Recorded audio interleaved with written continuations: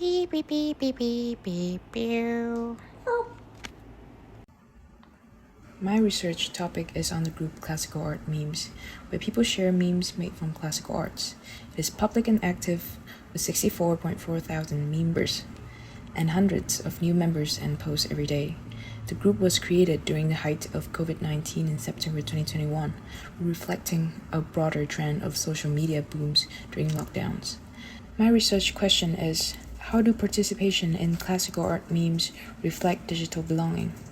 My motivation is to contribute to the study of solidarity in digital space, while acknowledging that a false sense of consensus conceals diverse practices and motivations. My argument is that active participation in classical art memes is a form of group fantasy roleplay. However, a lot of facilitators neither share nor fully understand the experiences. This reflects the large trend of commodified connection on Facebook. As a consequence, interaction and memberships are subtly shaped by monetary rules and incentives. For classroom literature, I specifically engage with Apatourais, the structure and difference in the global cultural economy. His framework for studying modernity helps me observe and make sense of interaction by treating classical arts meme as a digital neighborhood. The interaction within this group represents one part of a broader picture of a larger social formation. The reality that exists on Facebook becomes a space for shared imagination and social interaction, thus creating a collective reality that doesn't have to be physically bounded. Classical arts are noted to extend from Greek and Roman antiquity to the medieval era and the Renaissance ages. Classics refer to premodernity without any particular distinction, while featuring mostly from Western culture, including American and European paintings. Art refers to a digital copy of the original painting. From a linguistic perspective, a meme is seen as a multimodal grammar construction. Here, the image and design of a meme is not treated as a secondary information, but part of the grammatical syntax to make sense of the message.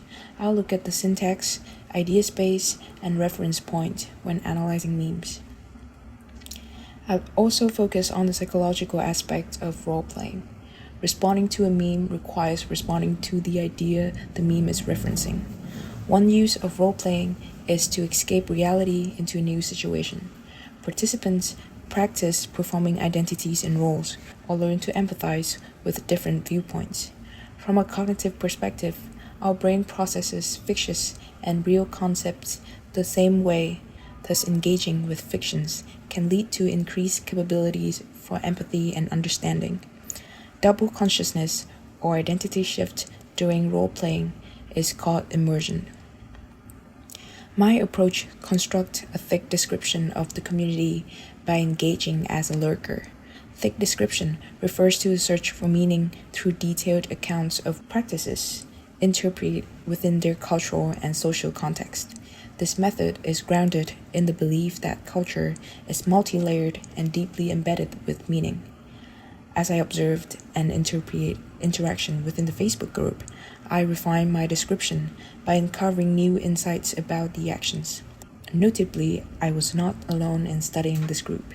There were others who participated by soliciting engagement through thin descriptions, often in the form of parody or mimicry. These imitations, while lacking cultural depth or understanding, still succeed in generating interaction and responses. I joined the public group in early February and have initially engaged as a passive observer, often scrolling through posts for engagement. Due to the structure of Facebook's interface, posts are made more visible, while the identities of those posting are less immediately apparent. After some time, I recognize frequent themes, posters, and commenters. My observations seem to support an emerging hypothesis about an identity dichotomy between the white and non-white participants.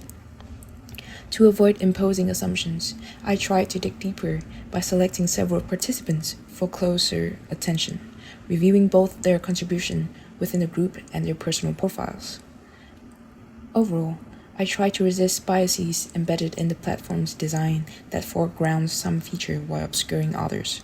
This reflective, iterative process of observing and analyzing has shaped how I make sense of the group dynamics. Applying Piata's two categories of memes, points of reference are either its emotional state or its specific situation. The first refers to classical art memes that use the subject's facial and body language to demonstrate how one would react in the same situation, thus a simile. This is the simplest way to meme a classical image, where portraits are added in place for an imaginative speaker of that viewpoint. These reveal recurring tropes and themes. Many memes feature a sarcastic female narrator, while male figures are either put in relation to women or to present a simple punchline. Children and animals are sometimes featured, also in relation to women. Memes featuring children often invoke the archetype of the exasperated mother, while animals are frequently humorized for their strange anatomical proportion, a nod to the inaccuracies found in medieval or early modern art. The later group is more narrow in scope because it refers to specific visual components and tend to describe what's happening in the image. Chosen themes can be fictional, fantastical, or taboo. At this level of analysis, art is not valued primarily for its aesthetic qualities, but for its capacity to convey narratives. Artwork is not a neutral or an impactful object, but a world viewers imagine themselves inhabiting. Therefore, my first argument is that participation in this group is a type of roleplay. The artwork provides world-building materials, while additional texts on memes and comment sections are roleplays. In the observed meme group, content is often literal and descriptive to add context.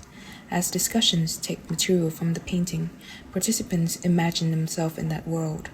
Commenters extend, identify with, or overall give their reaction to the meme and the embedded story.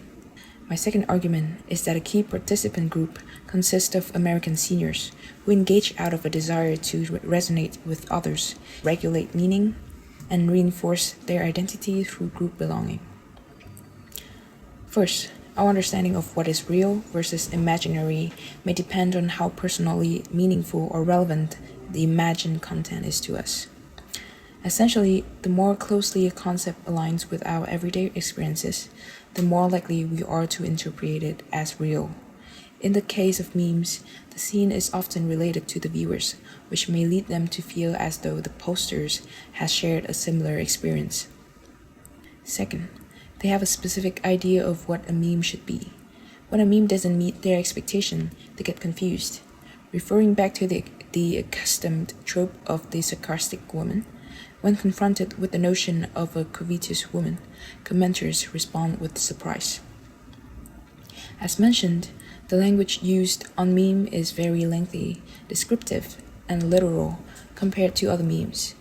This format is preferred among senior commentators who often police the grammar of memes. Most importantly, this role-playing creates a heightened sense of meaning and community as a result of immersion into game world. Like other instances of group roleplay, people become accepting of the new reality and focus on shared experience. Upon further observation, I noticed that many active posters in the group are millennial digital creators based in Indonesia. Given that local disjuncture depends on the local tension, what cultural negotiation are unfolding in our classical art memes group? My argument is that the presence of Indonesian digital creators reflect both strategic intent and cultural complexity. Their participation is neither fully integrated nor entirely exploitative. Their efforts are scattered and individualistic, and they are prone to assimilation by prolonged role-playing. Classical art memes meet Facebook monetization criteria, and I found Indonesian creators to be mining direct engagement bonuses from Facebook rather than building sustainable brands. Their participation requires minimum effort because they only repost rather than create original memes. Their engagement rates varies and produce inconsistent outcomes. The public posts on their Facebook profiles suggest content creation is a side hustle, not a primary business. This makes sense within the search in Indonesia creators economy and can be observed in other public meme groups on Facebook inhabited with creators. Their engagement is limited into posting memes, setting the stage for others to interact for roleplay. They don't participate in comment threads or group discussion. Their contributions are all reposts and not original, because authentic participation in the group demands not just aesthetic appreciation, but cultural capital. Layers of humor and meaning are embedded in the meme. Participants don't appear to understand the role they're playing because they lack cultural proximity to the meme's origin. For full participation, presume an American cultural lens.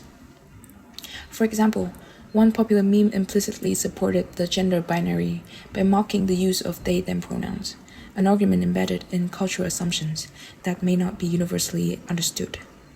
In effect, the identity and vitality of the group, ostensibly centered on classical Western art, is increasingly carried by creators who are geographically and culturally distant from its presumed core audience. This paradox fuels engagement but dilutes the group originality as cultural appropriation and recycling begins to outpace fresh interpretation. However, posters aren't fully distinct from viewers. I came to realize that shared identity within the group does not emerge from members' physical or national identities, but from the characters they choose to embody through memes. This form of imaginative labor requires digital creators to simulate and internalize the social dynamics of another culture. Prolonged exposure to roleplay can blur the lines between the digital and the real, shaping self-perception over time. Participants in classical art memes are often international, yet they shed parts of their physical identity and instead focus on constructing similarity, playing roles that are meaningful within the cultural logic of the group.